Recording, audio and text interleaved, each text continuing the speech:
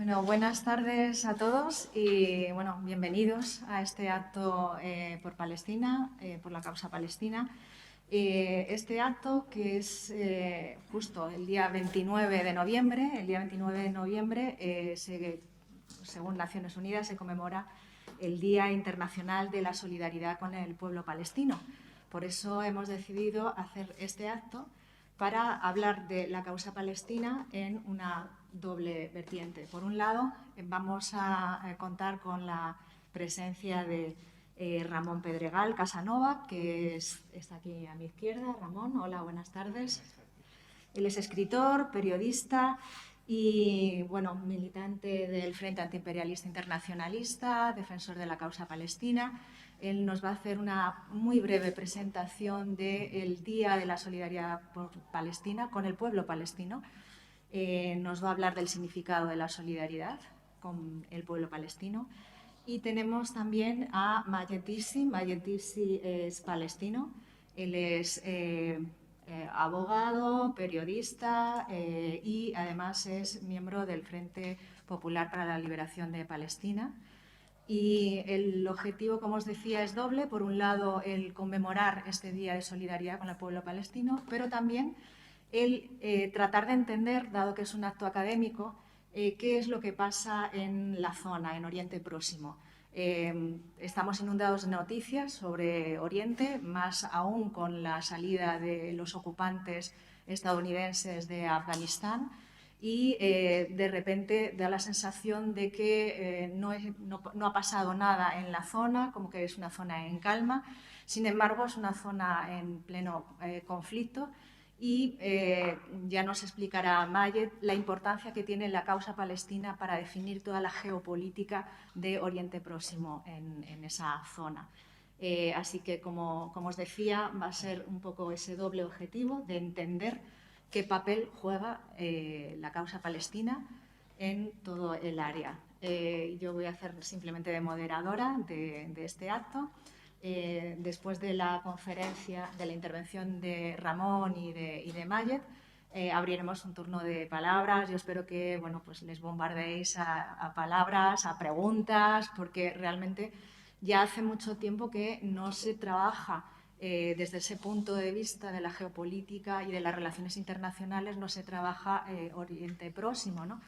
Y yo creo que es el momento de recuperar, por un lado, la presencialidad, el volvernos a ver las caras y tener esa interacción con los ponentes y retomar, ¿no?, el análisis y sobre todo el análisis académico, ¿no? Para eso estamos en una facultad de Ciencias Políticas y Sociología y hay que retomar esta capacidad de análisis y despejar las incógnitas que pueda haber sobre la zona.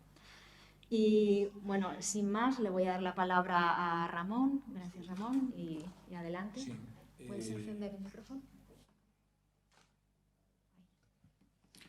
Bueno, para empezar, buenas tardes a todas y a todos y muchas gracias por vuestra asistencia en un día tan importante para Palestina, que sin embargo en los medios parece que no existe.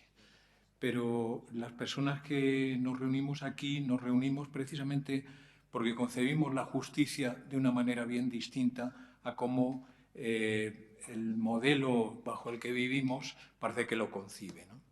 En primer lugar, como yo me dedico a esas cosas de los libros, os traía algunos ejemplares para que pudieseis hojear, sacar de la biblioteca o comprar o adquirir o buscar en algún medio, porque os darían una idea seguramente más amplia y más acorde con lo que aquí vamos a decir sobre la situación en Palestina. El primero que tengo aquí es el de Finkelstein, Gaza, que creo que todo el mundo debía de conocer. Traigo aquí un relato de un periodista, de Joan Cañete, que se llama Muros, Bosques y Tumbas, que cuenta un poco cuál es la situación dentro de Palestina y cómo se ocultan las cárceles en Israel, o en eso que se llama Israel, ¿no? Otro texto es de Nus Masala, la expulsión de los palestinos, donde podéis encontrar un montón de referencias al respecto, ¿no? Un texto además, historia judía, religión judía, el peso de los 3000 años de Israel Shahak, que creo que también deberíais de conocer. Un texto que seguramente es difícil de encontrar, pero que merece mucho la pena por la cantidad de datos que se pueden obtener de él para referirse al comienzo de lo que fue la instalación de Israel, que se llama la cuestión oculta, ¿no? Lo que aparece en documentos sionistas sobre Palestina. Y bueno, un último texto de Luz Gómez que se llama BDS por Palestina, que creo que os puede servir para saber qué es lo que hace el BDS y para qué puede servir en estos momentos, ¿no? Y por otro lado os voy a leer unos versos únicamente de un poema palestino que refleja, yo creo, perfectamente lo que los palestinos sienten por su tierra. Se llama Con los dientes y es de Taufik Zayad. Dice: con los dientes defenderé cada palmo de tierra de mi patria, con los dientes, y no aceptaré otro en su lugar, aunque me dejen colgado de las venas de mis venas. Aquí sigo, esclavo de mi afecto, a la cerca de mi casa, al rocío y a la frágil azucena. Aquí sigo, no podrán derribarme todas mis cruces. Aquí sigo, teniéndoos en mi regazo. Y continúa, pero bueno, nos vamos a otra parte de lo que yo iba a decir, que si me permitís os leo para ser más breve y no extenderme o perderme en la exposición. 29 de noviembre de 1947. La ONU entrega la mayor parte de Palestina al Askenazi. La recién creada ONU, el 24 de octubre de 1945, que se prometía equilibradora y organismo mediador para mantener la paz, aprobó el 29 de noviembre de 1947 la entrega de la mayor parte de Palestina y la más rica a una entidad con la que el régimen inglés había acordado hacerlo bajo el título Declaración Balfour el 2 de noviembre de 1917. Meses antes del día de la partición de Estados Unidos, Inglaterra y sus regímenes sometidos, forzaron la creación del Comité Especial para Palestina, que advirtió la inclusión de las reivindicaciones de los judíos que querían salir de Europa, ante lo cual el alto comisionado árabe lo denunció y declaró no estar implicado en esa solución, tras lo cual optó por salirse del comité.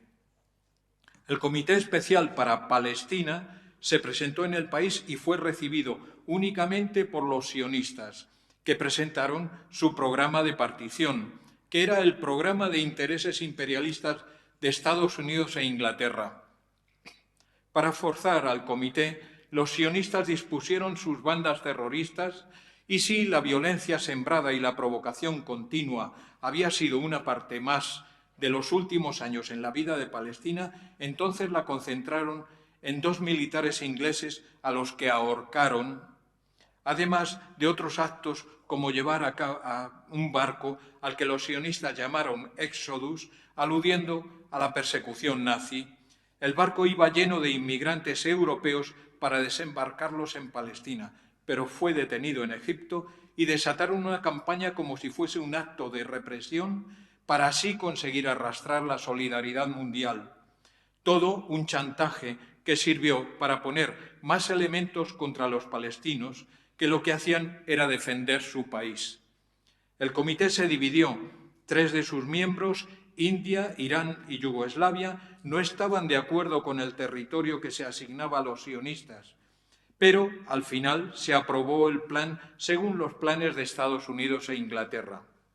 La resolución en la ONU fue aprobada por 33 miembros y en contra votaron 13 países.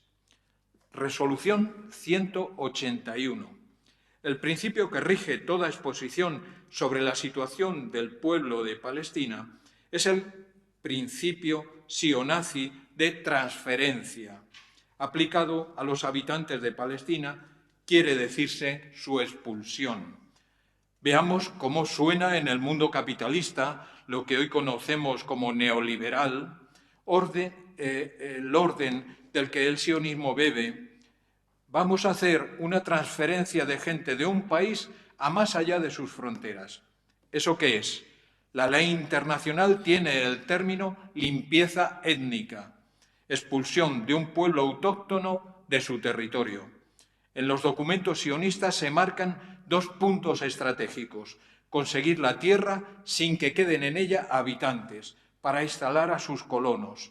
Y el segundo punto estratégico: crear un aparato administrativo al que titular Estado. Pero además ese al que llaman Estado debe de ser de una única raza y una única religión, racista y teocrático. En 1948, los colonos suponían una tercera parte de los habitantes de Palestina y eran dueños del 6% de la tierra. Hoy, solo el 8% se encuentra bajo el gobierno de la Autoridad Nacional Palestina, al que el sionismo le otorga la autonomía. Justificando su crimen, se ha expuesto que los sionistas disponen de un derecho otorgado por su Dios para expulsar al pueblo palestino, tal y como los sionistas declaran.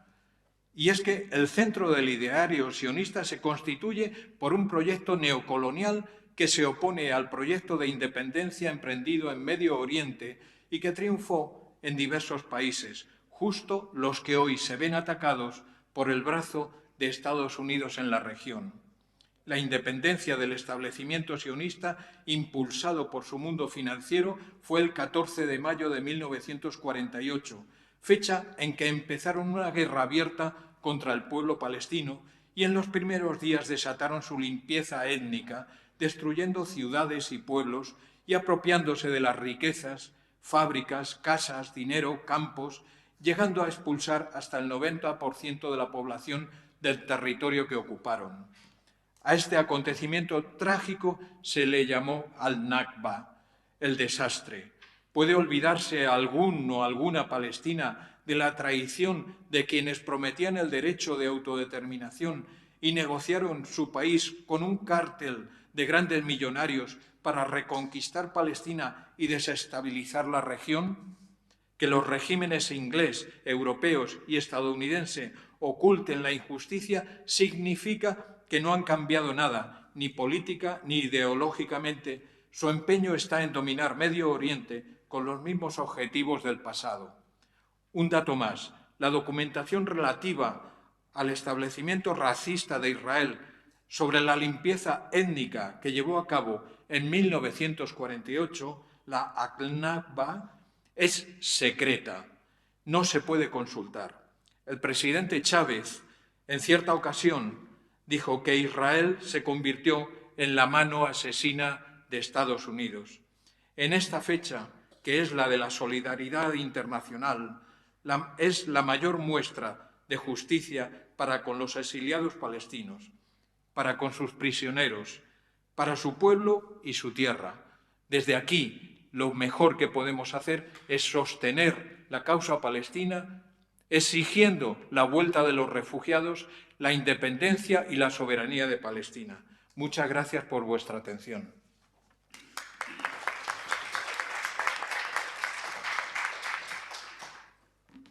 Mayet, cuando quieras. Buenas tardes. Yo, francamente, voy a decir que me ha ahorrado un montón de explicaciones que a menudo en las conferencias solemos narrar para poder explicar. Sé que aquí arrancamos con una dificultad, porque la causa palestina es una causa que abarca múltiples ingredientes para poderlo entender en un marco geopolítico tan complicado y tan diverso que no es fácil en una conferencia como esta, incluso con un simposio, un curso entero, podríamos satisfacer. Como dijo Ramón, hoy conmemoramos dos eventos emblemáticos. El primero de ellos, el que acaba de hacer referencia, es el Día Internacional de Palestina, de solidaridad con Palestina, que arranca de una resolución de las Naciones Unidas de 1977 que pretendía de alguna forma compensar, entre comillas, al pueblo palestino tamaña injusticia cometida en 1947 con la resolución 181 de partición de Palestina. La solidaridad internacional que emprendió desde que inició la Revolución Palestina allá en los años, finales de los años 60 y sobre todo a partir del 70, pues y empieza a ganar a la par una simpatía y una comprensión imparables desde el punto de vista de la opinión pública internacional.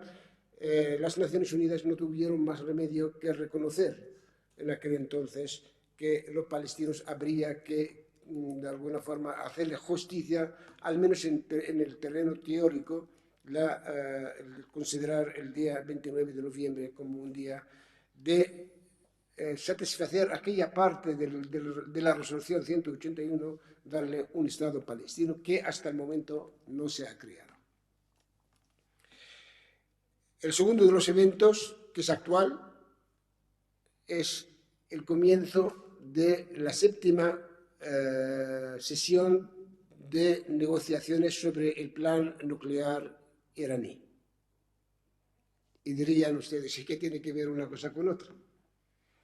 Eso es el aquí de la cuestión.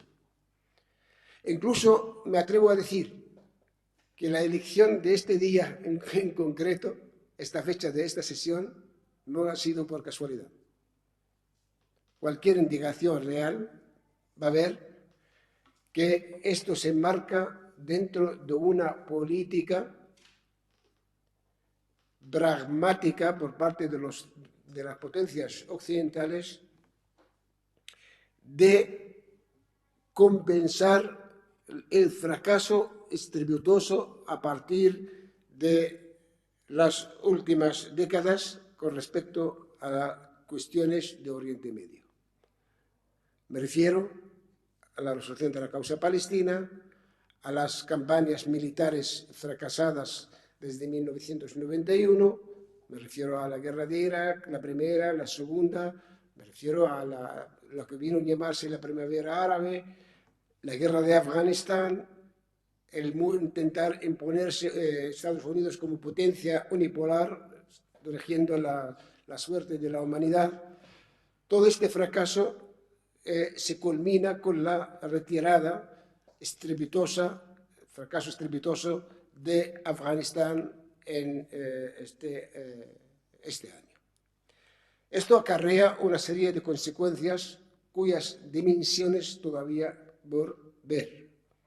En este contexto yo quisiera, digamos, enfocar la situación que nos atañe. Como vuelvo a reiterar, lo que acaba de decir el compañero Ramón sintetiza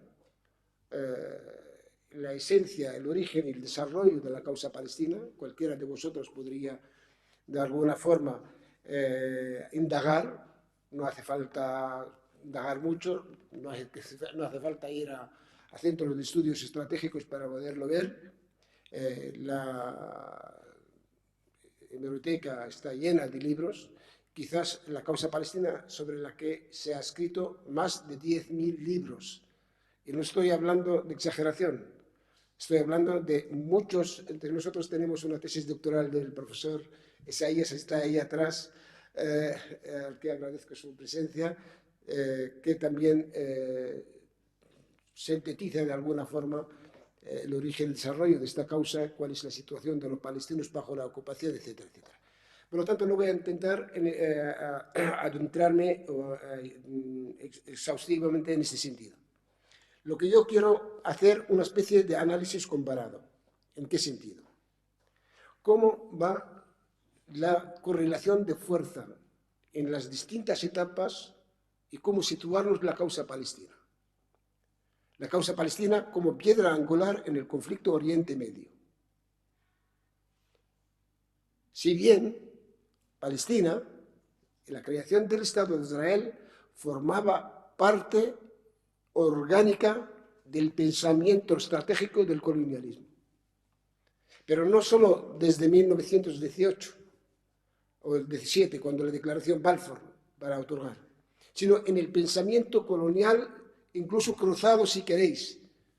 Napoleón Bonaparte pensó en cómo hacer de Palestina una entidad extraña que defienda, que se considere como una avanzadilla de su presencia hegemónica en aquel entonces. Estamos hablando de 1789, no estamos hablando después. En aquella época, Palestina, igual que el resto de Siria, estaba, y la mayoría de los países árabes actuales, estaban bajo control del Imperio Otomano. Entonces, las ambiciones coloniales del colonialismo clásico inician por ahí. Y la competencia entre los dos rivales de aquel entonces, los protagonistas fundamentales, tanto Francia como Inglaterra, era el cómo, de alguna forma, crear una especie de puestos enclaves que ayuden al control de esta región. ¿Y por qué esta región? Primero, por su situación geoestratégica. Está en el medio con los intereses de aquel entonces de las colonias del sureste asiático, ¿os acordáis? La ruta de la seda, cuando los ingleses, en la campaña holandesa, tuvieron que dar la vuelta alrededor de África para poder llegar a sus colonias, y entonces pensaron primero en cómo acortar el camino, pensando en la creación del Canal de Suez. En segundo lugar, cómo arrebatarle al Imperio Otomano, que empieza a dar signos de debilidad, sus colonias. Tercer lugar, separar la parte asiática de la parte africana del mundo árabe. Y por lo tanto, hacer imposibilitar la unidad del mundo árabe.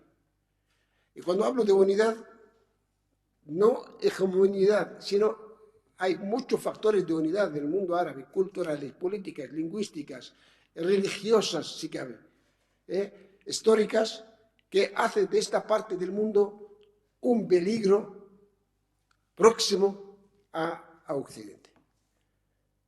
No quiero ahora remontarme a las cruzadas, el por qué, porque su origen, aunque teocrático o religioso, en el fondo era también económico, sin lugar a duda.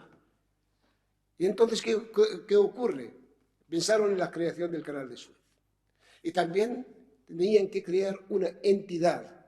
La idea de crear Israel fue idea de Napoleón. Hay muchos historiadores que saben que la idea inicial fue de Napoleón Bonaparte. Sin embargo, los que realmente la dieron, digamos, luz, ha sido el gobierno británico de Balfour, que era ministro de Asuntos Exteriores, en 1917. En plena guerra mundial. Y para que este proyecto sea viable, al triunfar las fuerzas aliadas en la Primera Guerra Mundial frente al eje, lo primero que hacen es fundar la Sociedad de las Naciones. Y la Sociedad de las Naciones tenía que dar carta natura al mandato. Es decir, tratan todo el área de Oriente Próximo y de África como si fueran territorio vacío, sin población.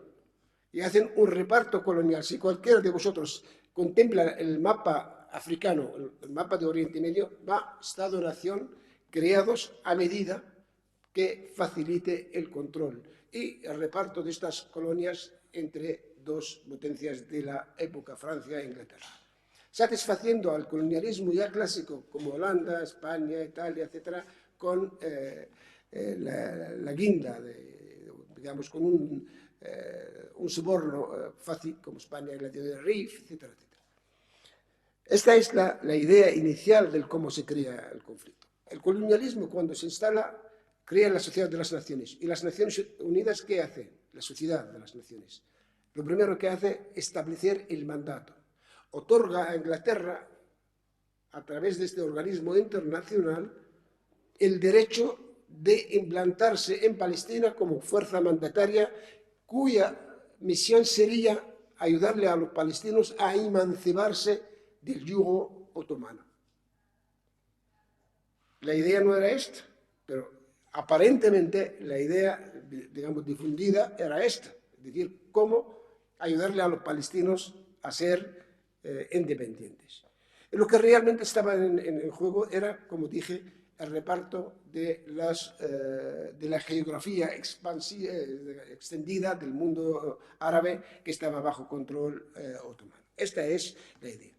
El colonialismo consigue el reparto colonial, Estado-nación, establece, por un lado, presencia militar directa, tanto en Siria como en Egipto, como en Sudán, como en el norte de África. ¿Os recordáis que Francia, aunque fue anterior, cuando coloniza en 1830 el norte de África, y lo reparte entre tres, Túnez, Marruecos, Argelia, etc., y en la parte asiática, la nuestra, Egipto, en 1882. Sin embargo, el reparto de Siria y de Irak nace a partir de 1918.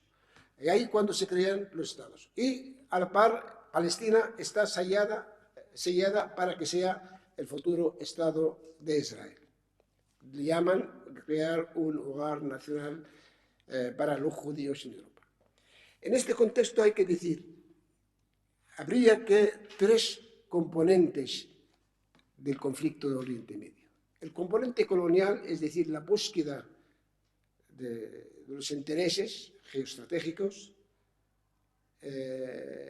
tener las bases avanzadas en el control, tenía la energía que acababan de descubrir, sobre todo en los países del Golfo.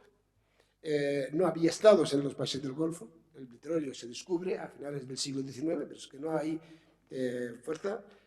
Los intereses del canal de Suez, los pasos marítimos, y desembarazarse de una cuestión que, digamos, desde la revolución industrial en Europa de 1830, empiezan a, digamos, de alguna forma, a crear conflicto permanente en el control y la hegemonía económica, que es la cuestión judía.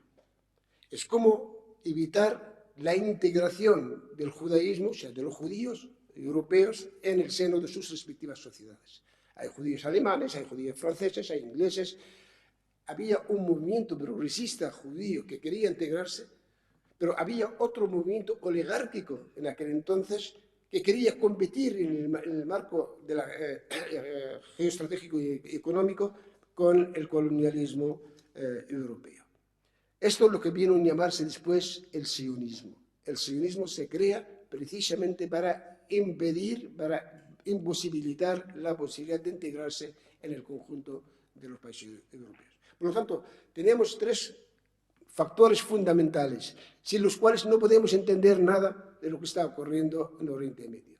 No podemos explicar el por qué Israel dispone del apoyo inaceptable por parte de la opinión pública oficial europea y norteamericana. El por qué este apoyo, siempre que cuando un ministro de Asuntos Exteriores sale a la palestra a hablar, dice, Israel tiene derecho a defenderse. No podríamos explicar el por qué Israel dispone del 10% del apoyo financiero norteamericano, cuando los americanos tienen más de 20 millones de pobres bajo el umbral de la pobreza. Cosas como estas, o el por qué Israel dispone de todas las armas sofisticadísimas de Estados Unidos que no disponen otras potencias, digamos, aliadas de los Estados Unidos de América. Entonces, esta etapa colonial, lo primero que hace es poner pie a lo que sería el Estado de Israel, mediante la creación de una agencia judía, etcétera, etcétera, etcétera. ¿Qué ocurre durante este tiempo? Ocurren dos cosas. La primera de ellas, la Segunda Guerra Mundial. Y esto es fundamental. Segundo de los factores, la propia resistencia palestina, que nace desde 1921. empiezan a luchar contra la presencia colonial británica en aquel entonces. Y la lucha a la par en Irak, en Siria, etcétera, etcétera. ¿Esto qué significa? Que en un momento dado, cuando ya la Segunda Guerra Mundial entra, realmente lo que ocurre es que estas fuerzas coloniales se encuentran en dos frentes que no pueden hacer, a la par. ¿Qué ocurre? Empiezan a intentar eludir su responsabilidad diciendo, eso es un conflicto creado, tenemos que resolverlo. ¿De qué forma? Hacemos un libro blanco que satisfaga a las reivindicaciones de los palestinos y de los árabes frente a su, reivindicación radical de independencia. A finales de la Revolución, la Segunda Guerra Mundial, 1943, 44, por ahí, 45 realmente, sobre todo cuando termina la guerra, las condiciones que se han dado en el conjunto de los países árabes era como para otorgar una independencia nominal lejos de ser independencia real. Quiere decir, se retiran las tropas coloniales de la región, físicamente se retiran, pero se queda la presencia colonial de facto, la económica, la oligárquica, la administrativa, tanto en Líbano como en Siria, como en Egipto, etcétera, etcétera, hasta 1948. La resistencia continúa, y como continúa, habría que hacer algo. Este algo se creó en las Naciones Unidas, el 45, como dijo el compañero Ramón, y la primera resolución fue la 194. Es cuando ya empieza una guerra, en aquel entonces, del 48, una guerra, la primera guerra árabe-israelí. Israel todavía no se había creado, pero de facto tenía el ejército, tenían un ejército formidable, que se enfrenta a 7, entre comillas, ejércitos árabes que realmente eran ejércitos mal armados y dirigidos por oficiales o franceses o ingleses. Por lo tanto, no es un ejército que pretenda liberar, pero hay que, de cara a la opinión pública árabe y sobre todo internacional, que fíjate, 7 ejércitos árabes frente a un Estado minúsculo, se llama Israel. Israel gana la guerra. Esta de 1948. A partir de ahí hay un armisticio, y a partir del armisticio hay una resolución de 1949, se llama la resolución 194, que intenta garantizarle a los palestinos expulsados a base de terror y matanzas volver a su hogar de origen. Israel en aquel entonces, el 48, había destruido, se había declarado unilateralmente como Estado, y había destruido 531 ciudades y aldeas. Había expulsado cerca de 900.000 palestinas y palestinos de su tierra. Ese es lo que llamó Ramón, y lo llamamos todos, al Nakba, o el desastre. A partir de 1948 hasta 1956, ¿qué ocurre? Estamos todavía hablando de el dominio de Occidente, representado por estas fuerzas coloniales, en el conjunto de los países. Cualquiera de vosotros que empiece a ver el mapa mundi, no solo el mundo de Oriente Medio, va a ver que realmente las colonias, tanto americanas, claro, ¿qué ocurre antes de decir esto? ¿Qué ocurre a partir de la Segunda Guerra Mundial? Estados Unidos sustituye a las fuerzas coloniales clásicas, a los ingleses, a los franceses, como potencia líder del conjunto de los países. Pero las colonias están ahí. Y la política que se aplica a partir de entonces, guerras coloniales y presenciales. Empezamos por la guerra de Corea, la guerra de Vietnam, la guerra de América Latina, recordaros todas las intervenciones en América Latina, las intervenciones en el sureste asiático, en su conjunto, Corea, Camboya, etcétera, etcétera. Y Oriente Medio. Oriente Medio, la primera guerra es la guerra de la Segunda Guerra es la de 1956. ¿Qué ocurrió entre el 48 y el 56? 1952, Nasser, el coronel Nasser, hace un golpe de Estado en Egipto y derroca a la monarquía feudal del rey Farouk. Yemen es un país que también empieza a luchar contra la presencia británica en su territorio. Los sirios luchan contra la presencia francesa en su territorio. Lo mismo pasa en Irak, lo mismo pasa en Argelia, frente a los franceses, lo mismo pasa en Libia y en el norte de África. ¿Cuál es el resultado, el balance de todo esto?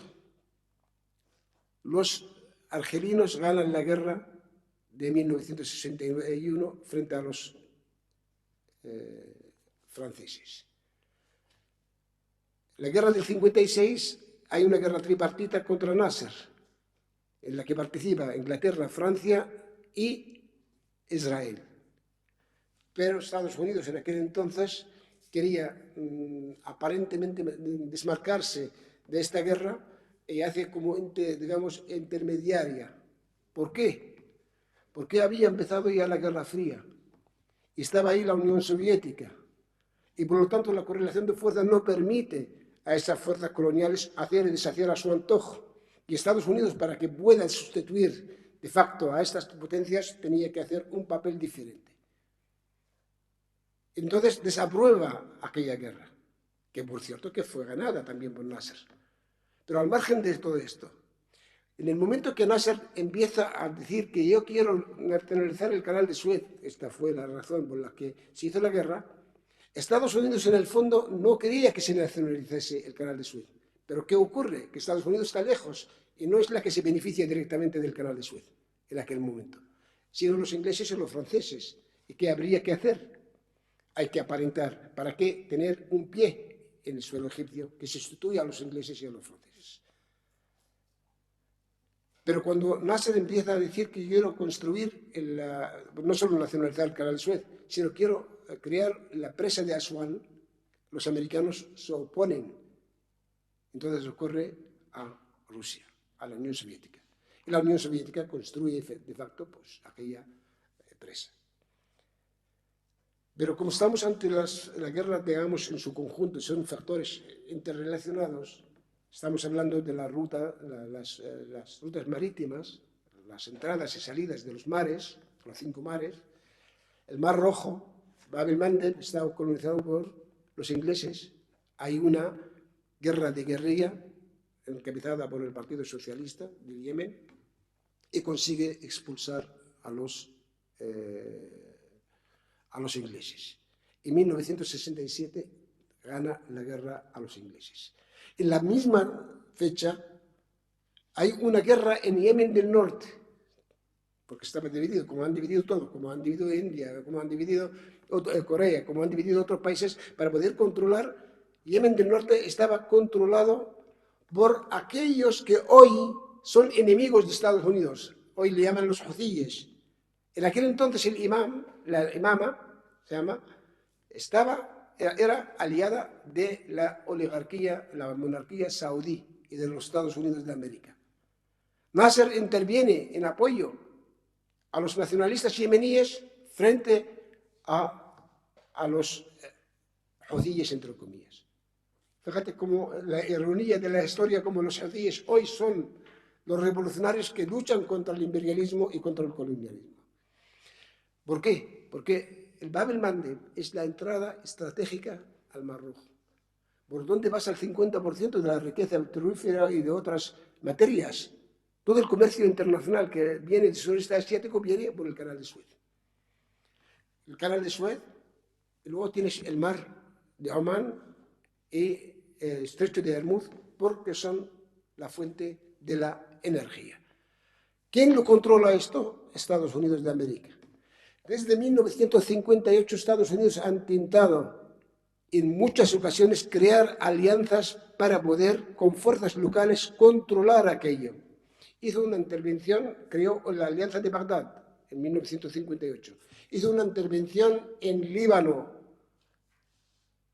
el 58 y fracasaron. Todo esto se hizo.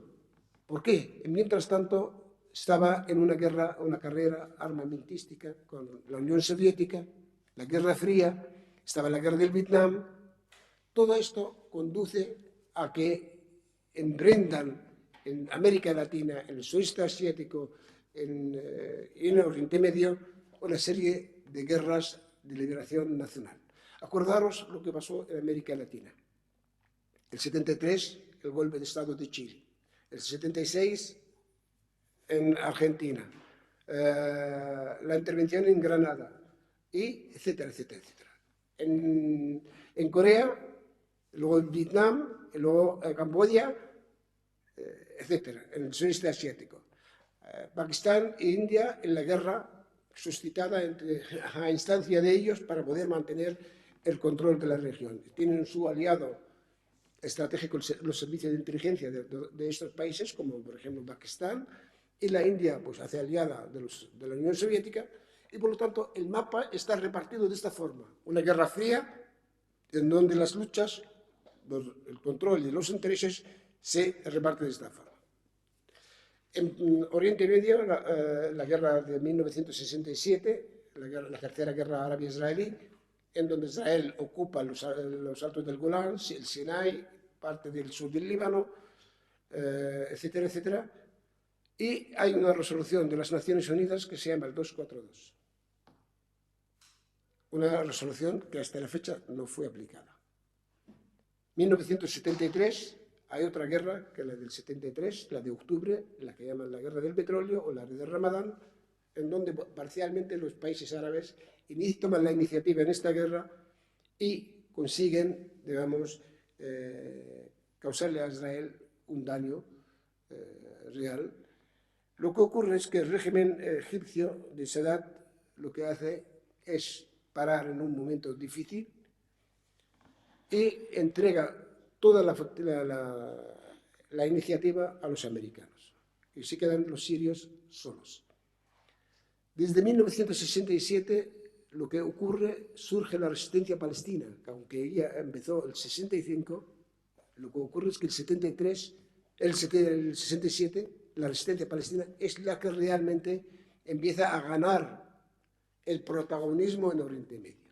Empieza digamos, a marcar las líneas divisorias entre la solidaridad con Palestina y la defensa de la causa palestina frente a las reacciones árabes, a los regímenes reaccionarios árabes encabezados por Arabia Saudita, el Saudí y por los países del petróleo.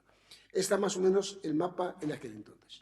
Esto ocurre hasta 1975-76. El 75, ¿qué ocurre? Vietnam es la derrota estrepitosa de los Estados Unidos de América. Después, el 76, el mismo 75, Estados Unidos suscita la guerra civil libanesa. La guerra civil libanesa acarrea que los sirios intervengan en defensa de su propia, porque les han dejado solos en aquel entonces y calculaban que si no intervienen en el Líbano, pues afectaría a su propia seguridad. Intervinieron, pero intervinieron del bando equivocado, del lado de las fuerzas falangistas y aislacionistas en el Líbano, y se enfrentaron cara a cara con los palestinos, con sus aliados en la región. Una guerra civil en el Líbano que duró 15 años, hasta 1990. Fijaos, el mapa, la correlación de fuerza en este contexto estaba hasta aquella fecha en manos de los americanos y sus aliados. Y por lo tanto, todas las fuerzas progresistas y combativas estaban a la defensiva, nunca han estado en la ofensiva. Para colmo, en 1989, claro, antes, el 78, Egipto sale ya de lo que se llama la ecuación de confrontación a Israel. Ya Egipto no forma parte del frente anti-israelí. Se neutraliza y más bien pasa al otro bando con los acuerdos de Camp David y establece relaciones formales con Israel. Pero en aquella fecha, el 79, un año después, cae el Shah de Irán y triunfa Khomeini. Por lo tanto, Estados Unidos activa su mecanismo de una guerra entre Irak e Irán que dura 8 años. Mientras la Guerra Fría sigue su marcha. Hay que reconocer que en 1989 la Unión Soviética cayó en la trampa de Afganistán y fue una de las causas de la caída de la Unión Soviética. Por lo tanto, Estados Unidos ha ganado aquella guerra en aquel momento. En aquel momento se ha creído de que ya está en condiciones de implantarse como potencia única que rija la suerte de la humanidad. De ahí nació la teoría del fin de la historia, de ahí nació la teoría del conflicto de civilizaciones, de Huntington, y realmente Estados Unidos estaba en condiciones, o se creía que estaban en condiciones de crear muchos conflictos sin tener respuesta seria. De hecho, están calculados 54 conflictos en África, Asia y sobre todo en el Oriente Medio que protagonizó Estados Unidos. Recordaros septiembre negro del atentado del 2001. Antes fue la guerra de Irak-Kuwait, el asedio a Irak, la intervención en Irak. Vino después los atentados de Kenia, de Nairobi, el ataque norteamericano en Sudán como respuesta, como represalia, y luego Afganistán, el 89, y la intervención, el 21, y la guerra Irak del 2003.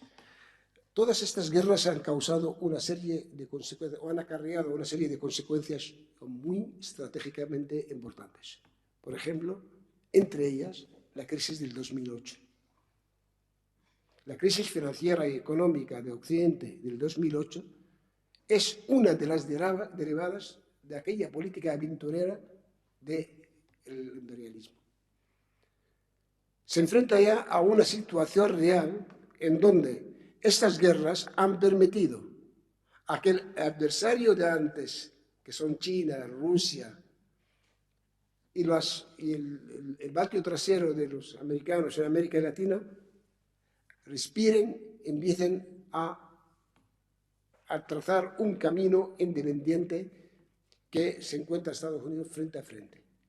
Estados Unidos ya está en una crisis y su sistema, y todos aquellos allegados a este sistema. Han intentado resolverlo o han intentado decir que está resuelto, sin embargo, no han conseguido hacerlo. En este contexto, digamos, podríamos explicar la primera intifada, la segunda intifada, podemos explicar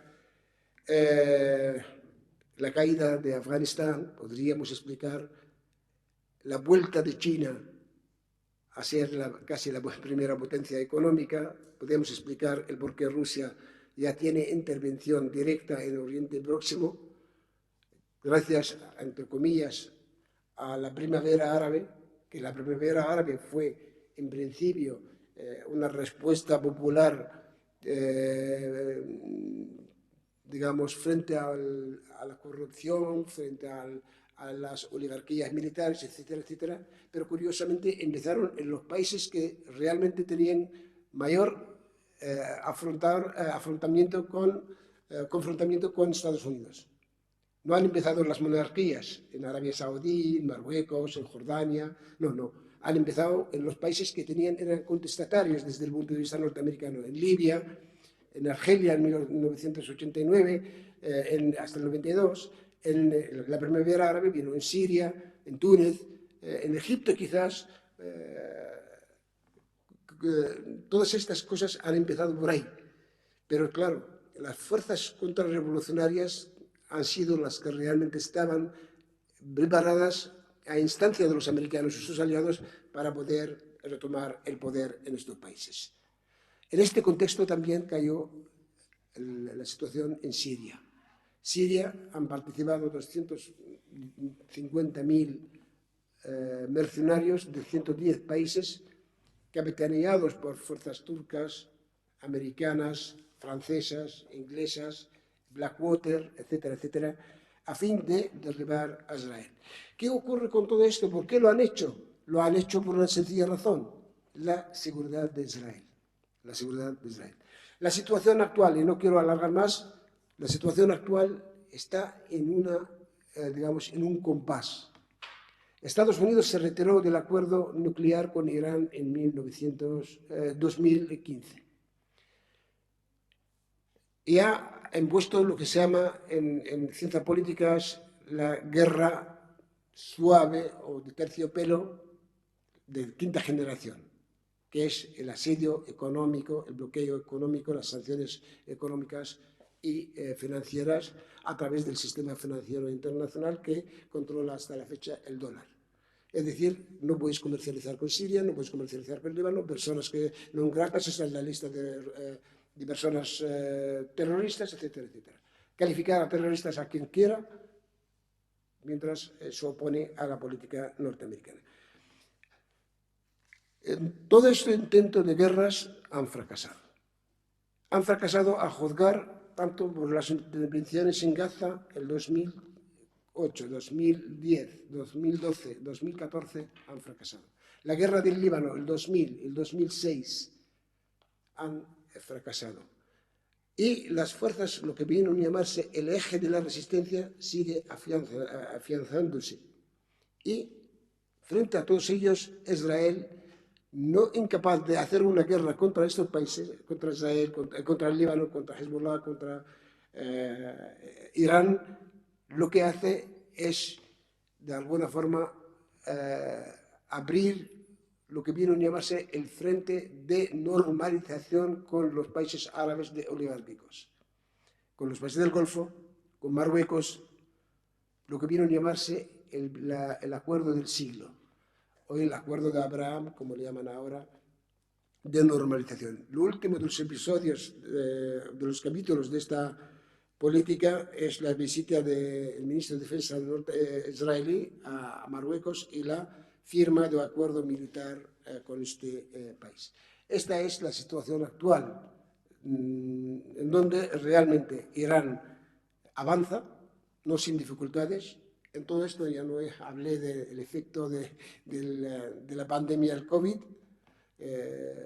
que ha mermado bastante la capacidad de maniobra a estos países, a los americanos, sobre todo a los europeos, de poder hacer algo, y acentuó la incapacidad. Rusia, mientras tanto, se está demostrando cada vez que tiene mayor capacidad militar estratégica, tiene presencia ya incontestable dentro de lo que es el Estado de Siria, ahora está en Argelia, está en Egipto.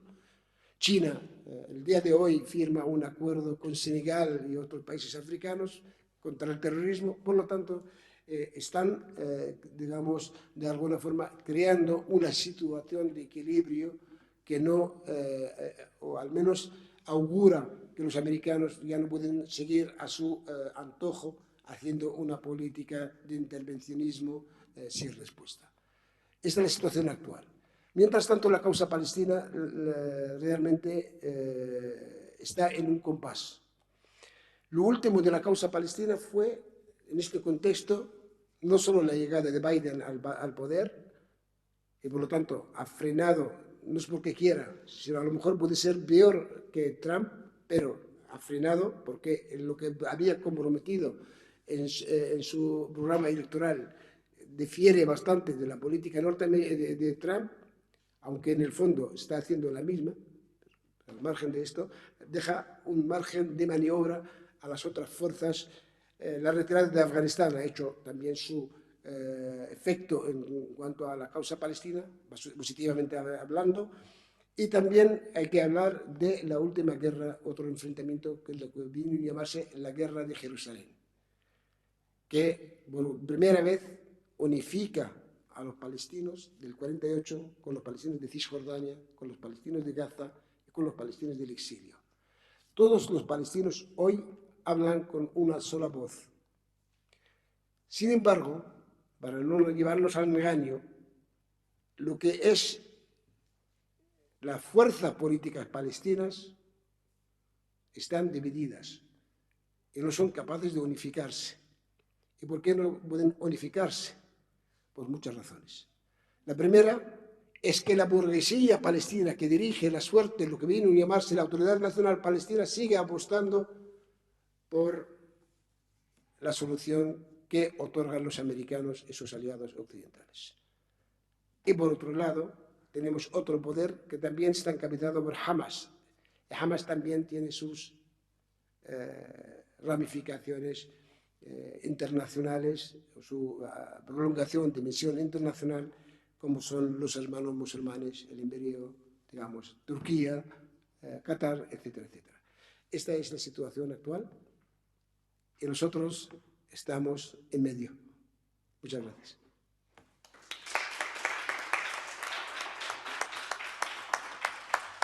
Bueno, muchísimas gracias, Mayet y Ramón. Pero nos ha pintado, como veis, es una situación muy, muy compleja. El nivel de complejidad es máximo porque además están ocurriendo muchas cosas a nivel internacional, desde el punto de vista económico y geopolítico, ¿no? Vamos a abrir un turno de palabras, de preguntas a todos vosotros, a ver qué cuestiones se os han quedado dentro de este mapa, ¿no? tan complejo, ¿no? ¿Qué se os ha quedado en el tintero? ¿Qué cosas no habéis entendido? A ver, adelante. Sí, primero, muchas gracias a los tres por organizar esta charla. Desde la caída de la Unión Soviética, usted ha dicho que Estados Unidos era la única potencia, o se creía, la única potencia como para manejar la región un poco a su conveniencia. Usted lo ha mencionado, pero me gustaría que hablase un poco más sobre el tema del alzamiento de China como potencia militar, económica. ¿Cuál es la opinión de China respecto al conflicto de Israel y Palestina? ¿Y qué posibilidades puede traer esta superpotencia para que cambie el statu quo en la región? Muchas gracias. ¿De China te refieres? Sí, de China. Vamos a hacer una ronda y luego contestamos varias. Adelante. Sí, que a mí me gustaría saber cómo han avanzado los pactos de reconciliación entre Fatah y Hamas que se firmaron en 2017. Fatah y Hamas. ¿Alguna intervención más? A ver, Gonzalo. Sí, yo quería preguntar, ¿se puede hablar también de una doble guerra de independencia? Como de una doble guerra de independencia, por así decirlo, es decir, contra el poder fáctico existente, que es el Estado de Israel, y, digamos, contra el hegemón, que sería como un brazo dirigente, que es Estados Unidos, que tiene, digamos, en el Estado de Israel una herramienta de ofensiva avanzada en Oriente Medio por y para los intereses. Y cómo está consiguiendo también ligar a, digamos, países que anteriormente parecían muy alejados del Estado de Israel, como Marruecos, a pactos con ellos.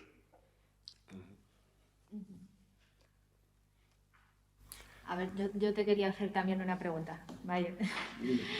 Tiene que ver con el Líbano. Tiene que ver con el Líbano. ¿Hasta qué punto, Hezbollah es una fuerza determinante? Sí. Hezbollah no es un Estado, pero está liderando, ¿a partir de qué momento Hezbollah lidera la resistencia en la zona y sirve de punto de confluencia de las fuerzas palestinas? Tú has dicho que en los últimos momentos lo que se ha producido es una unificación de las fuerzas palestinas. Me imagino que te refieres a las fuerzas, a los movimientos sociales, a lo que es la sociedad civil palestina, frente a una gran división en las fuerzas políticas, en los partidos políticos palestinos. En esta situación, ¿cuál es el papel de Hezbollah? ¿Cuál ha sido el papel de Hezbollah? Unificador, ¿no? Ahí están, por ejemplo, las declaraciones de Nasrallah. Cada vez que Nasrallah habla públicamente, es una fuerza política unificadora de toda la región, sí, no solo de los palestinos. Entonces, ¿qué papel tiene ahora Hezbollah en esta complejidad, ¿no? En este tablero? Y si le añado qué es lo que ha pasado con el tema de la explosión en el puerto del Líbano, que ha quebrado toda la economía del país, si no tiene que ver también con un intento bueno, no soy muy partidaria de las teorías conspiratorias, pero que siempre uno piensa quién sale favorecido de que el Estado libanés ahora mismo sea una especie de Estado fallido desde el punto de vista económico, ¿no? Bueno, cada pregunta es una conferencia, pero en fin, voy a ser muy... Además, con la mascarilla a veces no cojo bien la pregunta. China. China vino desde que fue, digamos, implantado como miembro del Consejo de Seguridad con derecho al veto, allá en 1971. China iba adquiriendo cada vez mayor presencia. Primero en la guerra de Vietnam, ¿os acordáis? La guerra de Vietnam, China jugó un papel junto con la Unión Soviética importantísimo, que no hay que engañarse. China, con la situación de Corea, también algo similar. China no ha intervenido en ninguna guerra, por lo tanto sus fuerzas son intactas. Siempre ha hecho una política, digamos, tranquila, de intervención bastante, digamos, sigilosa, pero firme. ¿En qué se caracteriza la política? La productividad. Estamos hablando de economía estratégica, estructural. Occidente se caracteriza por su arrogancia, porque si cogemos el análisis económico, había tres factores que yo siempre digo en las conferencias, determinantes en la política internacional. El demográfico, el geográfico y el tecnológico. En cuanto al geográfico, Rusia y China solo, sin añadir la India y el resto, el sur, para entendernos, todo lo tienen por ganar. No solo por su extensión geográfica, sino por lo que alberga de riqueza estratégica de todo tipo. El demográfico lo mismo. No solo son el volumen, 2/3 partes de la humanidad, sino también la mano de obra barata, o sea, joven, más que nada barata, joven. Mientras estamos hablando de Occidente, que es cada vez más viejo, más necesitado de la mano de obra. En el pasado, los recursos, la materia prima, mercado y mano de obra se traía del sur. Y se traía así, por las buenas o por las malas. Si no quieres por las buenas, por las malas, intervengo y traigo lo que quiero. Tú, cualquier análisis estructural ahora de las multinacionales y lo que queda de ellas, estaban en esta dirección.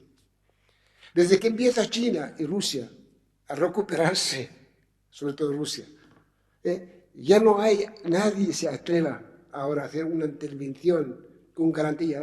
Lo que acaban de hacer en Libia está muy próximo, hace poco, en Libia. ¿Cuál es la situación de Libia? Es un estado fallido total. Y las compañías francesas y inglesas ya lo controlan. Los americanos dijeron, nosotros no necesitamos del petróleo porque tenemos nuestro petróleo, nuestra reserva, fuera. Estados Unidos ha dependido en su industria financiera e inmobiliaria. La economía ficticia, la economía no productiva. Cualquier visitante a Estados Unidos, a Detroit, la meca del automóvil, como si hubiese pasado por una guerra mundial.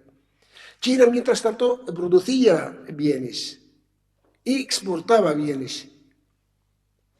Antes decían que los productos chinos son copiar, mala calidad, pero que luego se descubre que los chinos no solo producen mala calidad, sino producen calidad de alto nivel. La quinta generación del G5 muestra de ello. El tren ultra rápido es prueba de ello.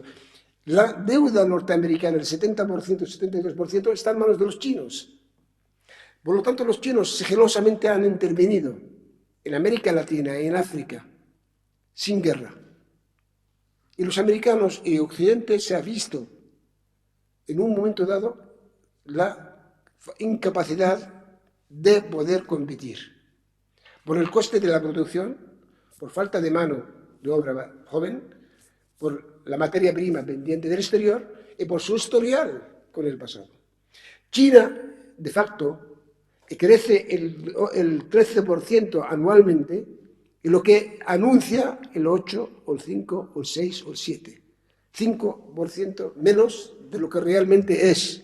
A cambio, en Occidente, cuando tienen el 1%, dicen, vamos a crecer el 2%, por ejemplo. Es una de las, digamos, de las actitudes frente a la economía. Y por lo tanto, en este sentido, China avanza de un paso agigantado hacia lo que vino a llamarse la estrategia de la ruta de la seda y del círculo. Es decir, la construcción de alta velocidad que une el sureste asiático hasta Eurasia. El grupo Shanghái y luego el grupo BRIC son las dos herramientas fundamentales de la construcción. Y su alianza estratégica con Rusia y ahora con Irán. Acaba de firmar un acuerdo estratégico con Irán de 25 años, en todos los ámbitos. Esta es la situación actual de China. De facto, yo, de los que creen que Estados Unidos no tiene nada que hacer. Estados Unidos es un imperio de capa caída, es decir, está cayendo. Y la salida de Afganistán muestra de ello. No es verdad que se han retirado de Afganistán porque querían tácticamente apartarse.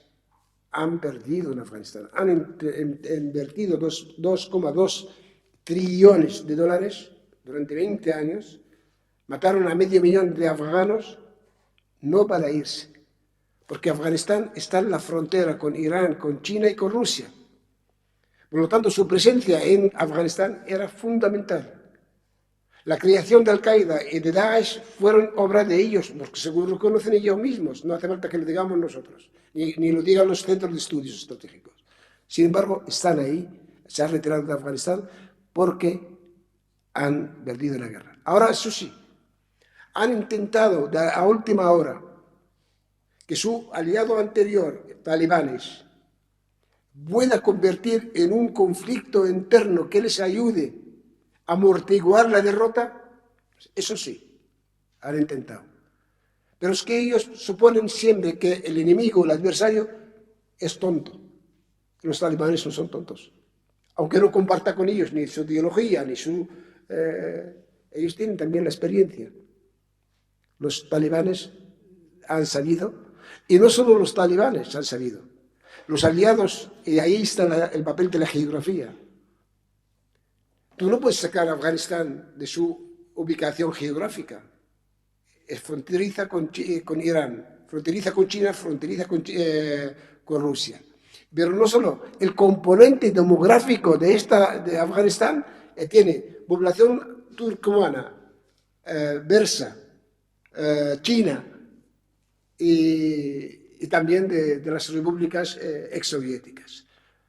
Estos países sí están trabajando muy en serio el cómo convertir a Afganistán en otra potencia que entre en el grupo de Shanghái, cosa que no está en los medios de comunicación todos los días en el análisis, pero es así. Por lo tanto, China está en una situación de avance. Estados Unidos está en una caída rapidísima, aunque muchísima gente todavía no se lo cree. ¿Por qué? Porque piensan de que Estados Unidos sigue con capacidad de sancionar, de declarar fulanito y menganito terrorista o en la lista de las sanciones. Pero si tú vas a los organismos internacionales, a las Naciones Unidas, que Estados Unidos en un momento dado, desde el 90 hasta el 2012, lo convirtió en un departamento de las Naciones Unidas, del Pentágono norteamericano, a partir del 4 de febrero de 1912, en plena primavera árabe, entre comillas, ha perdido el papel. En el momento en que Rusia y China juntos utilizaron el derecho al veto, y desde aquel momento hasta la fecha, en más de 17 veces China y Rusia han hecho el uso del veto. Por lo tanto, Estados Unidos ya no puede hacer uso del derecho del veto del Consejo de Seguridad y aplicar el artículo 7 de intervencionismo contra cualquier país. Puede hacerlo por su cuenta. De ahí vino Trump y dijo American First, que significa me retiro de todos los organismos internacionales porque ya no me sirven. Y hasta sus propios aliados les ha mandado a hacer gárgaras, con perdón. Biden viene de alguna forma a intentar paliar un poquito de la situación. La situación interna norteamericana y solo con el COVID es un desastre. Y necesita 127.000 millones de dólares para poder volver a una situación anterior al COVID, lo cual no quiere decir es fácil. Y el sistema financiero, a través del Fondo Monetario Internacional, el Banco Mundial, ya no sirve la receta. Los países están en marcha ya política económica alternativa.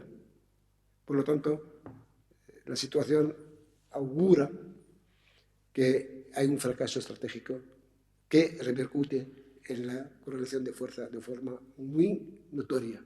Esto vamos a verlo en los próximos, no digo décadas ni incluso meses. Ya veremos el año que viene cómo va a ser la situación. En cuanto a la segunda, el Fatah es la vieja historia.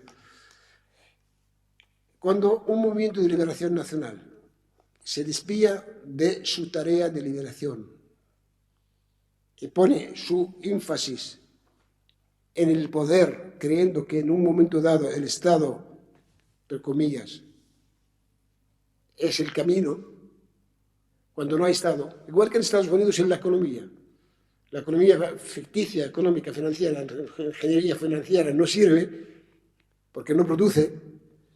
Tú cuando pones ante tus ojos, sustituyes el movimiento de liberación nacional que necesita acumular correlación de fuerza y crear alianzas adecuadas, vas en la dirección de creer que tú vas a tener el Estado. Este espejismo de crear el Estado es lo que nos llevó hasta la fecha. Y esta historia no inició ayer. Hamas aún no existía. Hamas fue creada en 1988, en plena intifada. ¿Os acordáis? ¿Habéis oído hablar de la primera intifada? Que no es la primera, pero la primera intifada de los años 80, del 87 al 92. Hamas se creó en aquel entonces y se creó de la mano de lo que es el movimiento de los hermanos musulmanes. Y la estrategia suya no era sino competir con las fuerzas progresistas y nacionalistas palestinas en el control, valiéndose del legado religioso de la gente. Eso es Hamas. Eso es Hamas. Pero la trayectoria de buscar el Estado, la pacificación, el modo pacífico de lucha, ellos querían aplicar la teoría de Gandhi, pero es que realmente ni siquiera han entendido a Gandhi en aquel entonces, desde 1969 y sobre todo desde 1974. Muchos de vosotros todavía no habían nacido. En el 74 hay un Consejo Nacional Palestino número 12, donde aplican el programa de los 10 puntos, que apostaba por un Estado, mini-Estado, Ramón, lo sabes, ¿no? Esto. 10 puntos, creyendo que haciendo alianza con las fuerzas progresistas israelíes es el camino a seguir para poder de alguna forma alcanzar los objetivos. Este proceso se culminó con la Conferencia de Madrid de los Acuerdos de Oslo de 1993. Desde 1993 hasta la fecha, lo que realmente hemos conseguido es contribuir a la confusión de la opinión pública internacional acerca de la naturaleza de nuestra causa. Y casi convertimos en nuestra causa en una causa de caridad humanitaria. Israel hace y deshace a su antojo. Y permite a un señor, se llama Borrell, a decir Israel tiene que defenderse frente a las matanzas, a los genocidios que se cometen cada X meses. Israel primero tiene derecho a defenderse. Dime si en el derecho penal de cualquier país, entre ellos el español, no cometer el delito, sino omitir denunciarlo, es un delito por sí. Imaginaos genocidio, donde España es un país firmante del Tratado de Roma, en donde establece que en casos de genocidio, lesa humanidad y crímenes de guerra, los países son responsables de enjuiciar a cualquier actor de este tipo de delitos. Y sin embargo, España cambió, modificó la ley penal para evitar condenar a Israel. Esta es la realidad. Por lo tanto, me extendí bastante en el tema, porque el primer fallo nuestro es apostar espejismo de crear un Estado. Es verdad que han reconocido a la OLP como único y legítimo representante de los palestinos en 1974. ¿Pero por qué? A raíz de los 10 puntos que hicieron las fuerzas, las potencias occidentales, es verdad, por un lado es un reflejo del avance de los palestinos, pero por el otro lado, para poderlo amortiguar, darle pasaporte a este tipo de esperanzas, reconocer a la OLP como representante único y legítimo, lo cual le arrebata la dimensión revolucionaria de lucha. Eso es lo fundamental. Y esto se culmina en los acuerdos de Oslo. De modo que hoy Hamas, Yihad Islámica, el Frente Popular son organizaciones terroristas. En el 2005 hay elecciones. ¿Dónde se celebran elecciones bajo la ocupación? En Palestina. Lo cual da legitimidad implícita a Israel como fuerza democrática. Pero al mismo tiempo gana Hamas. Desde el momento Hamas que gana las elecciones, la bloquean, no le dejan gobernar. Pero ¿cuáles son las prioridades de Hamas ahora? Atender a lo que demanda, precisa la propia lucha de los palestinos, del día a día de los palestinos. Salud, educación, laboral, trabajo, en un bloqueo que dura 15 años, por tierra, mar y aire. ¿Cómo es posible unificar? Hamas recibe directrices de la hermandad musulmana. La primavera árabe empeora aún la situación. Hamas, al-Fatah, que dirige Cisjordania, tiene la colaboración directa con Israel, con su servicio de inteligencia, contra los propios palestinos. ¿Cómo es posible que tú puedas unificar al-Fatah y Hamas? Pero no solo son dos organizaciones, son 23 organizaciones palestinas hoy. Al-Fatah y Al-Fatah y Hamas, las que realmente aparecen en los medios de comunicación. Pero Yihad Islámica, la que sus 6 presos acaban de salir de la cárcel, son tan importantes. El Frente Popular lo mismo, el Frente Democrático lo mismo. ¿Por qué estos no están mencionados, están silenciados? Todos los que han sido las 6 organizaciones no gubernamentales que fueron calificadas de terroristas por Israel, pertenecen al Frente Popular, no pertenecen a otras. ¿Por qué esto no se dice? Juani, la chica que está ahora encarcelada desde hace 13 meses en Israel por colaborar con el servicio de salud, es del Frente Popular. Por lo tanto, estamos hablando del porqué. El porqué es el siguiente, así de sencillo. Mientras tú no abandones esta apuesta de confianza hacia que Estados Unidos y Occidente puede darnos algo, y creer que estamos solos y no estamos rodeados por enemigos, no podemos avanzar. Nosotros estamos seguros. Mira Marruecos, acaba de recibir al ministro de Defensa israelí para crear una defensa mutua, un acuerdo de defensa mutua. ¿Frente a quién?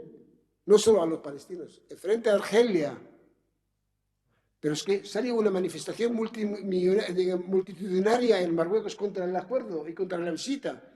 Esto es lo que hay que tenerlo en cuenta. Esas son las fuerzas que te apoyan. El BDS y su efecto a nivel internacional. Eso es el apoyo que los palestinos reciben.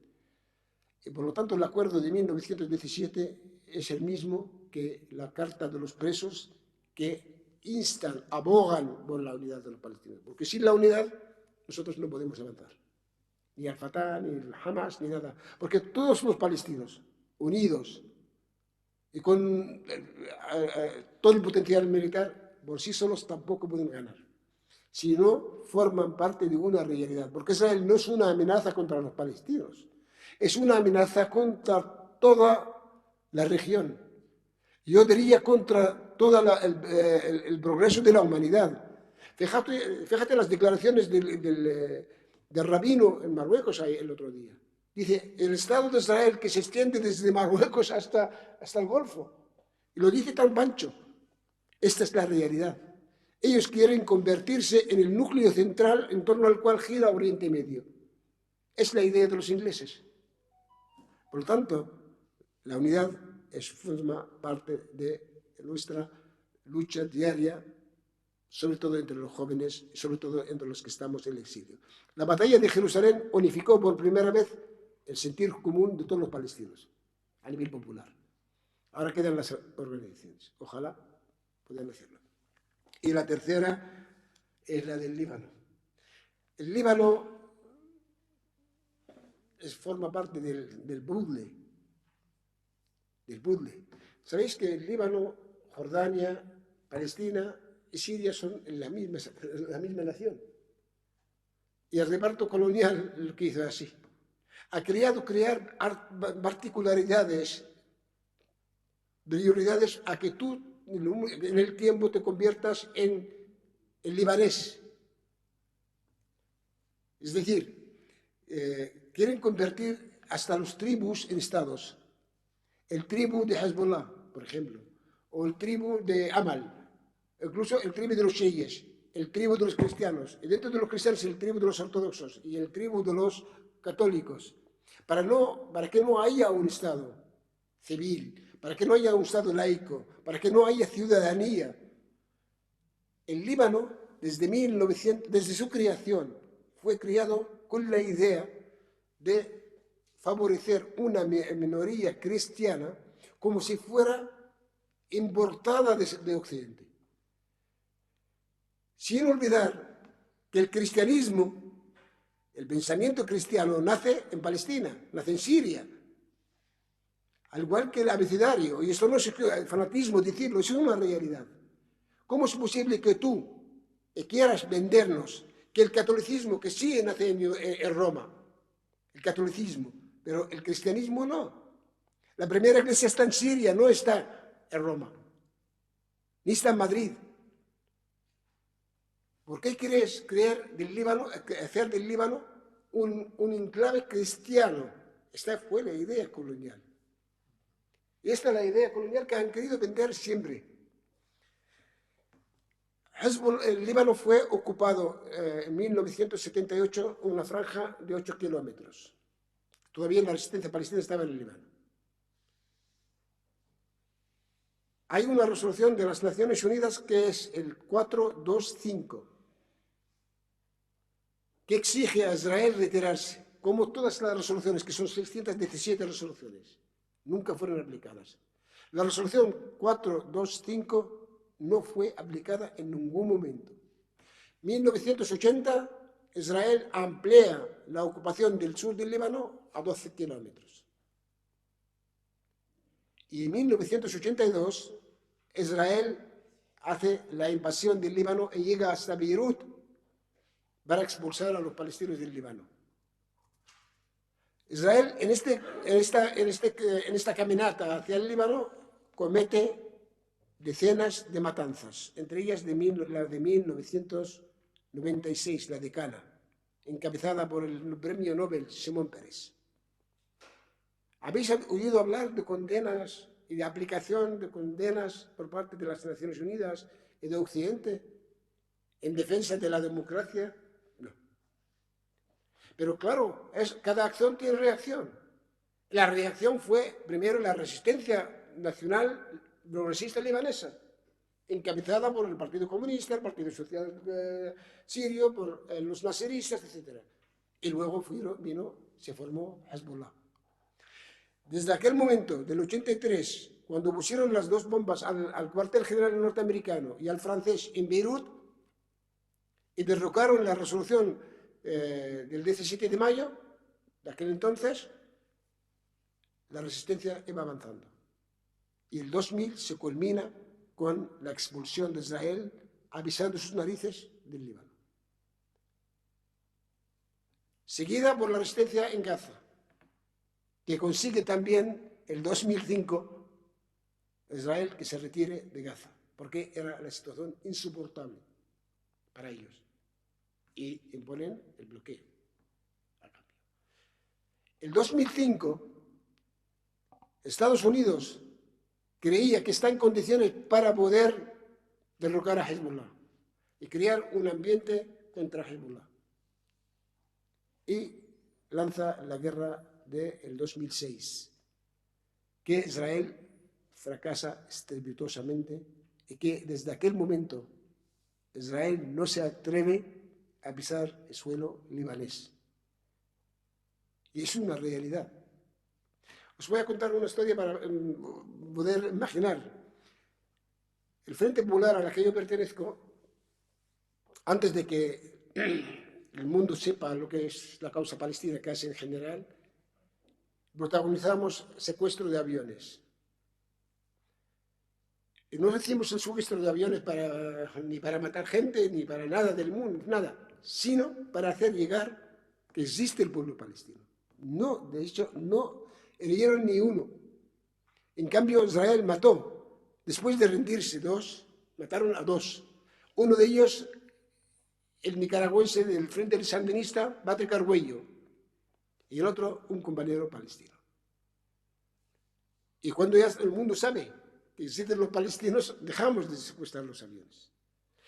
En uno de los aviones, por el hecho de aterrizar en el año 1969 en Beirut, en el aeropuerto de Beirut, para coger gasolina y marcharse hacia Argel, como represalia, Israel mandó una patrulla, una brigada de soldados, que aterrizaron en el aeropuerto de Beirut, dinamitaron 13 aviones civiles en el aeropuerto de Beirut, tomaron té y se marcharon.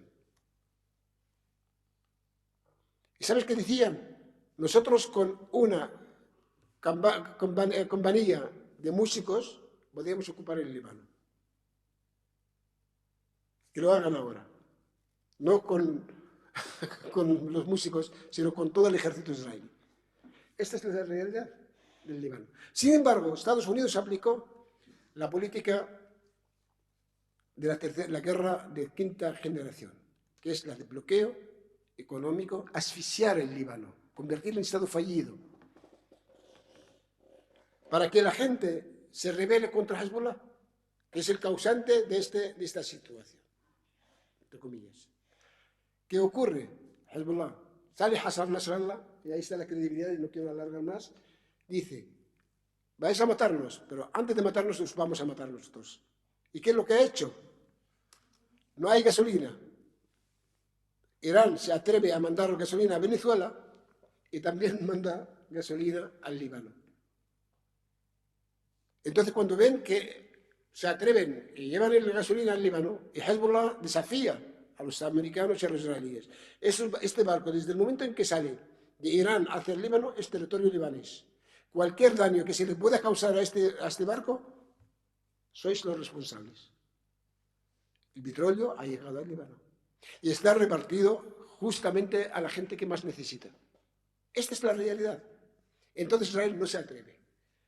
Aparte de los enfrentamientos en el mar de Omán con el barco de Israel. Israel pretende crear una situación de in situ en Omán y Bahrein frente a Israel. ¿Sabéis que Estados Unidos dispone de las dos bases americanas fundamentales? La de Adid en Qatar y otra en Arabia Saudí, es la más grande. Y la base Diego García al lado, y la quinta flota norteamericana. Todas estas frente a Irán. Y Irán no tuvo más remedio, aparte del asedio, que desarrollar una tecnología formidable en lo militar, en los misiles balísticos, en desarrollar una economía alternativa, hacer alianza con Rusia, hacer alianza con China, y ahora la situación es esta. Estados Unidos no se atreve a entrar en guerra. ¿Qué es lo que puede hacer? Que Israel le molesta el acuerdo nuclear. Le molesta. Porque Israel dispone de armas nucleares. Estados Unidos dispone de armas nucleares. Francia, Inglaterra, China, Rusia. ¿Por qué Irán no puede tener? En el caso de que ellos dicen que no queremos armas nucleares. Pero no quieren que dispongan ni siquiera de la tecnología. De hecho, mataron hasta ahora más de 15 expertos nucleares iraníes. Lo que no cuentan por ahí. Pero Irán avanza. Y Irán es la que se sostiene al eje de la resistencia. Y esto es lo que nosotros tenemos la esperanza de que esto va a progresar. Por mucho que hagan, porque en definitiva estamos en nuestra tierra. Hablo en el amplio sentido del término tierra. Somos 500 millones de habitantes, no somos los 4 gamberros que gobiernan. Imaginaos el presidente de Afganistán, con 320.000 soldados entrenados, armados hasta los dientes por los americanos, no duró ni 12 horas. Cogió el avión con el dinero que había cosechado y se escapó a los Emiratos. Por lo tanto, los americanos no tienen nada que hacer. Ahora, eso sí, pueden causar todavía más daño, más muertes. Esto no te quepa la menor duda. Pero estamos seguros que vamos a resistir hasta el final. No sé si he contestado a esto. Yo creo que te faltaba una pregunta, ¿no, Gonzalo? Ya está. Bueno, pues vamos a cerrar este acto aquí. Han quedado muchas incógnitas. Yo sé que hay muchas cosas que se nos han quedado pululando, aunque hemos tenido esa visión más general, global. Yo creo que de aquí lo que sale es una invitación a ahondar más, a trabajar y para saber qué es lo que ha pasado. Solo podemos entender la situación actual si hacemos un recorrido hacia atrás, qué es lo que ha pasado históricamente, cuál es la correlación de fuerzas que se da en este momento y, sobre todo, insistir en que hay fuerzas de resistencia. Es decir, que a pesar de que los medios de comunicación no transmiten determinada imagen en donde no hay salida, ¿no? Parece que el mundo es un caos, un mare magnum en el que no encontramos ninguna salida, lo que nos ha contado Mayet y también Ramón nos muestra que hay resistencias, muchos tipos de resistencias, no solo resistencia armada, cuando hay grupos que defienden su territorio, su país, su identidad y su soberanía, sino que hay muchas formas de resistencia, que los jóvenes palestinos no renuncian ni van a renunciar jamás a recuperar y a construir su futuro y un Estado en libertad y democrático. Esos jóvenes palestinos cada 2 por 3 nos siguen dando muestras de fuerza, de voluntad y de determinación, que es lo fundamental para enfrentarse a todas estas fuerzas que parecen inconmensurables. Así que yo os animo a todos los que estáis aquí, a todos nosotros, que sigamos profundizando, que analicemos y que tratemos también de difundir esos conocimientos, esa verdad sobre Palestina y sobre la causa palestina, porque hay todo un despliegue, todo un sistema de medios de comunicación y también aquí en la academia somos también víctimas de esta propaganda que se viste de conocimientos académicos. Entonces, yo creo que vosotros tenéis una tarea muy, muy importante y es profundizar, analizar y difundir también todo ese conocimiento que vais adquiriendo, ¿no? Así que muchas gracias a todos por venir, gracias a nuestros invitados y hasta al próximo día que podamos organizar una conferencia sobre Palestina. Gracias.